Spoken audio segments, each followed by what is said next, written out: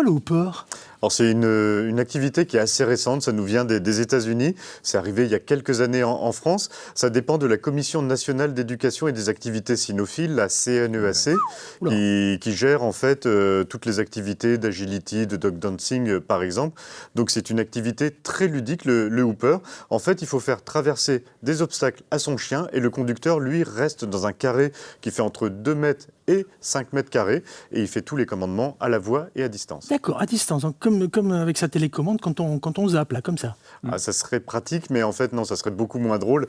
Non, en fait, il faut réussir à faire en sorte que le chien associe un commandement avec une situation ou une position.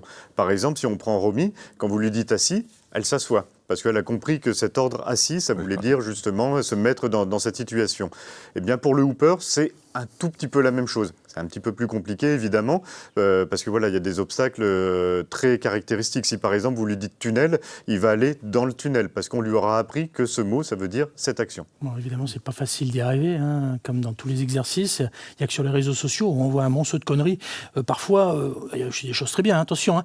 Je vois notre juge qui acquiesce. Non, parce que voilà, effectivement, on se rend compte qu'en quelques clics, en quelques trucs, on arrive à faire n'importe quoi à son chien. C'est pas aussi simple que ça, hein, Jérémy. Non, il faut beaucoup de patience et de cohérence. En fait, il faut se mettre à la place du chien. Essayer de comprendre l'esprit du chien. Comprendre la logique du chien, en fait. Comprendre la logique du chien, effectivement. Chaque chien est différent. Je vais juste décrire très rapidement un exercice. Dans le hooper, par exemple, vous avez un bidon ou un cylindre. Il faut le faire tourner autour.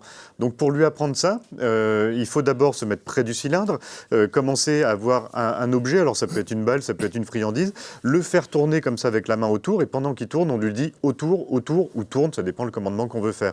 Et après, on s'éloigne progressivement. Et voilà, comme ça, on lui apprend que ce mot tourne, ça veut dire tourner autour, même si on est à 5 mètres de distance du chien. On en revient à ce qu'on disait tout à l'heure pour le mondiouring. Hein. Ça demande du travail et ça demande surtout de la complicité entre soi et son chien. Exactement. C'est beaucoup de travail, en fait.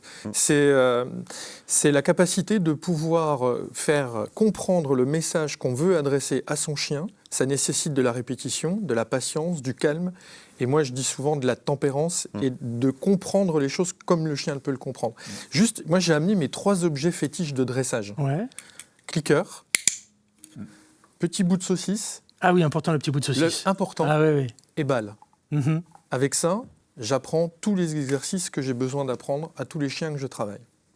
Là, ça va en calmer plus d'un, hein, qui vont se dire « Oh là là, mais je vais acheter un clicker, je vais acheter une baballe et puis je vais acheter quelques friandises. » Mais c'est pas aussi simple que ça. Non. Ouais. On est d'accord? En fait, on fait appel à la mémoire associative. Jamais oublier que le chien ne parle pas une langue humaine, et encore moins le français.